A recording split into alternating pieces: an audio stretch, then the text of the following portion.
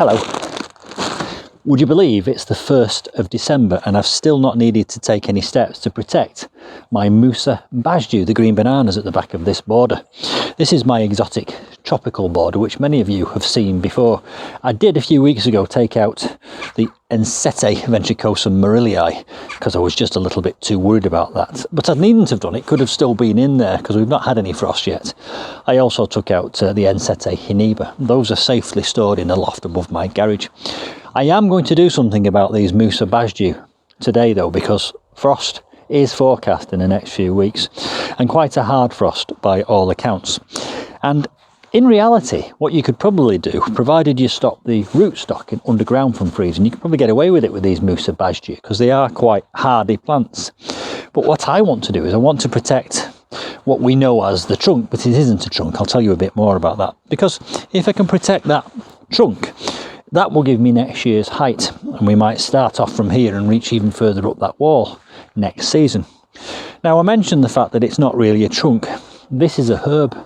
Most of the banana plants are herbs, herbaceous plants, and the trunks are compacted leaves. You'll know this if you've ever seen a banana plant or cut one off the top.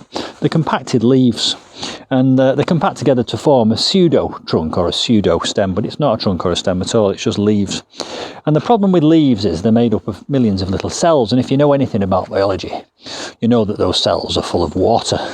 That's how the water gets up the plant and eventually transpires out through the leaves.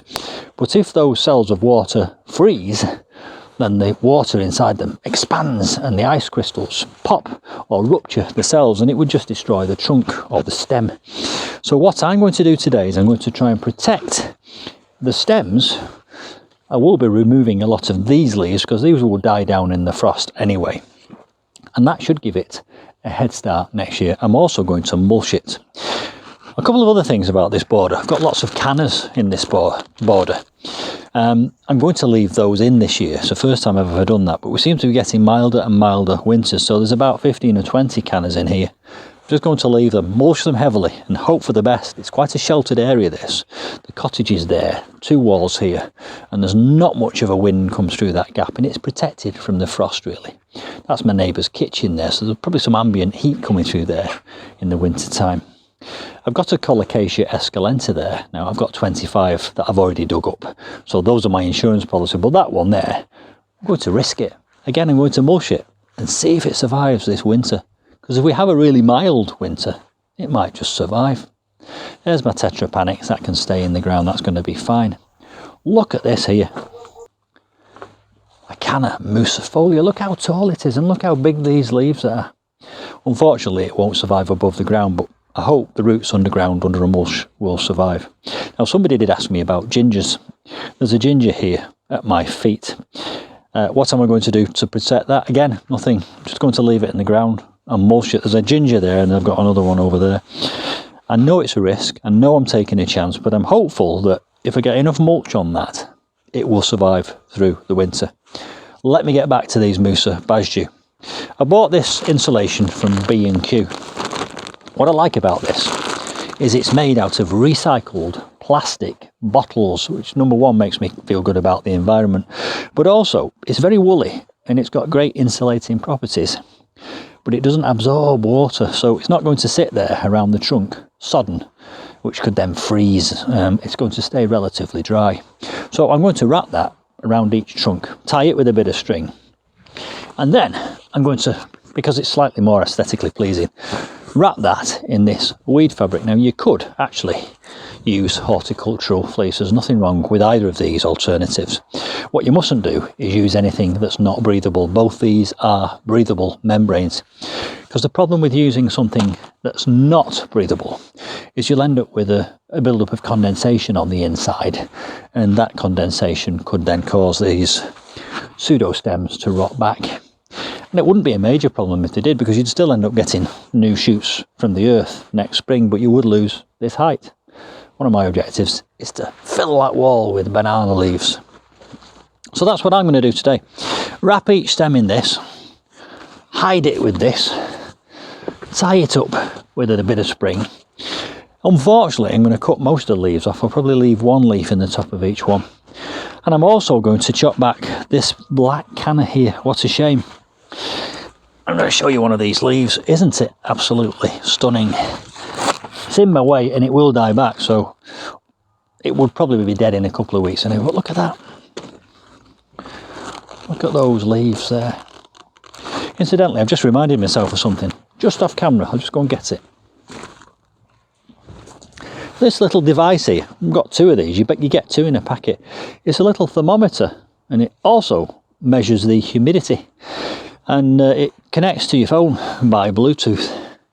So I can go in the house and at any stage look at the temperature in this border outside. It's quite incredible. I've been lying that on the ground out here, and I know that we've not gone anywhere near below 5 degrees in this border, so everything's safe and well. You get two of them. So you could put one somewhere else in the garden. It connects by Bluetooth. I will put the link to that in the description box below this video. And if you've watched one of my videos before, I always say this. Full disclosure, if you buy it through that link on Amazon, I will get a commission. You need to know that. And your support's greatly appreciated. It won't be very much. I think they were only $9.99 for two or something like that. But it's a brilliant little device. You can do graphs and charts and everything with the data that it sends to your phone. Let me get back to these bananas.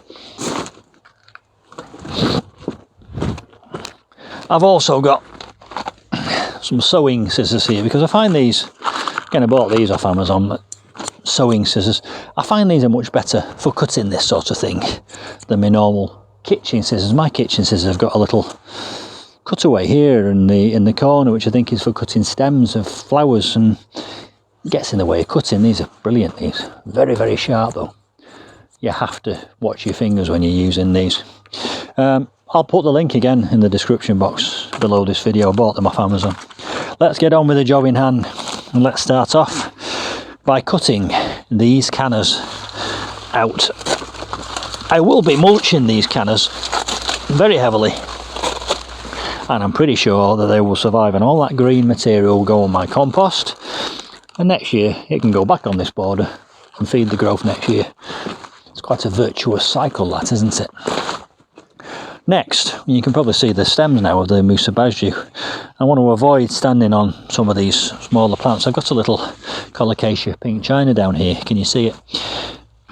Relatively hardy, so again, a bit of mulch on that. That should survive.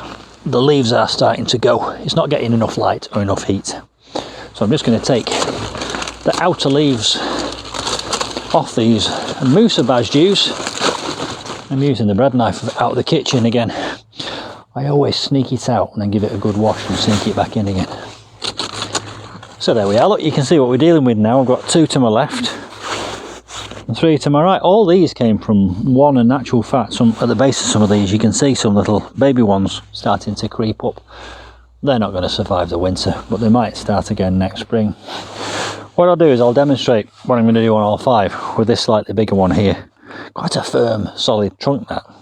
Let me go and get my materials. So here is that recycled bottle insulation. As you can see, it easily wraps around the trunk of that banana. This is the stuff I used on the crown of my tree ferns to protect them last year, and then I wrapped those in coffee bean sacks just for aesthetics. There's a video on protecting tree ferns on my channel from last year, and I'll be following the same procedure again this year. But if you want to see what I've done with my tree ferns, there's a video on my channel. These are old bits of string from last year. Where's my ball of string? So I will now tie this string around that insulation and get it nicely wrapped up. And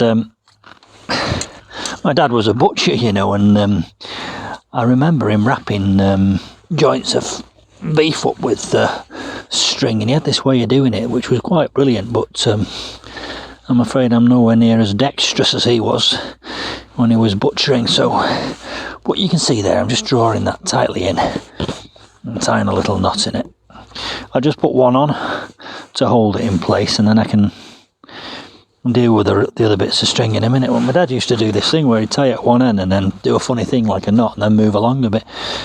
I'm probably boring you to tears with my childhood reminiscences. It's not rocket science, this.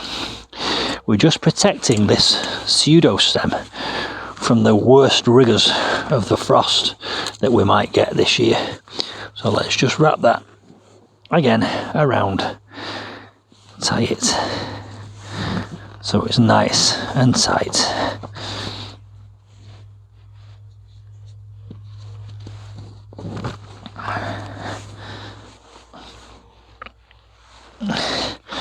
And I'm going to do that now a few times. In fact, what I might do is I might start at the bottom and just wind it around from the bottom to the top and then tie it at the top. That will make my life a lot easier. Again, this is marksgardenuk learning on the job. Let's take a nice long piece of string here and see if I can make what I've just said work. I'll tie it down there at the bottom.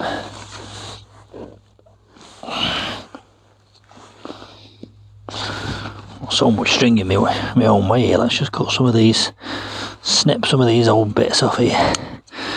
These are incredibly sharp, be careful if you buy them. Tie that there, nice and tight. What I'm going to do, after I've put the weed control membrane on the outside of this, is I'm going to mulch up above the base so that there's no way the cold air can get in to the roots. Right, let's go through here now a few times. And we go.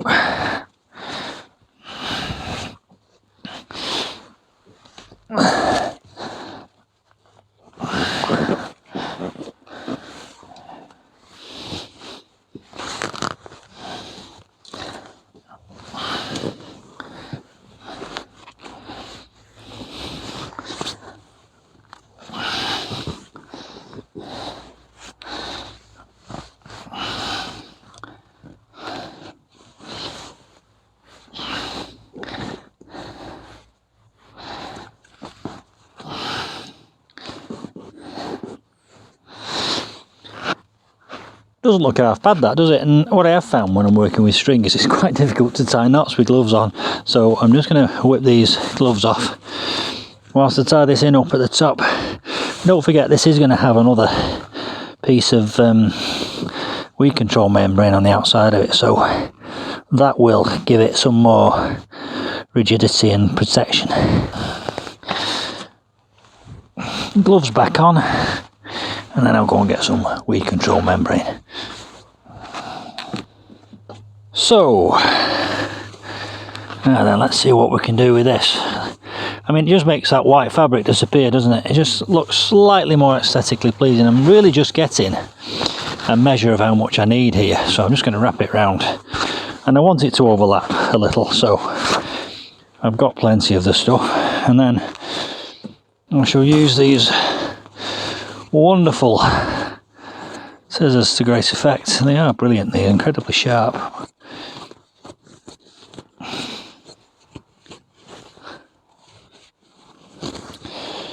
And of course that there is going to be the outer coat of my Musa Basjoo winter protection system. I'm sure you've all seen this before, but there we go. I'm going to cut some lengths of string now and get them ready so that it's easier. Otherwise I'll be fumbling around the ball of string.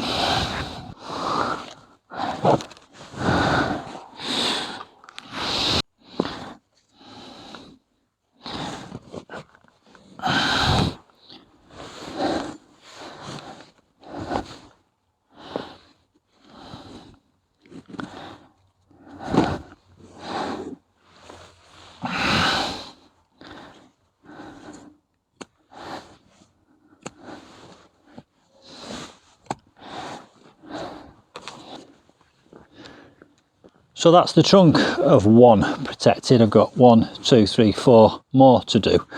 I'll do that and then I'll come back and show you what I'm going to do next. But it's basically going to involve protecting the roots, which are just under the ground here, with some mulch. And having thought about it, I might even put a layer of that on the floor. We'll think about that while I'm wrapping them. I'll see you in a minute. So there you go, my 5 Musa Basjoo protected for the winter and in the nick of time actually, because we are losing the light. I hope you can see me.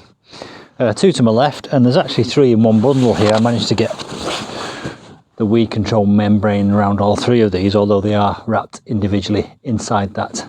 I am going to mulch the ground. I'm not going to lay any of this white stuff on the ground. I'm just going to mulch it very heavily with manure, and I think that will be enough to protect the roots in this very mild corner.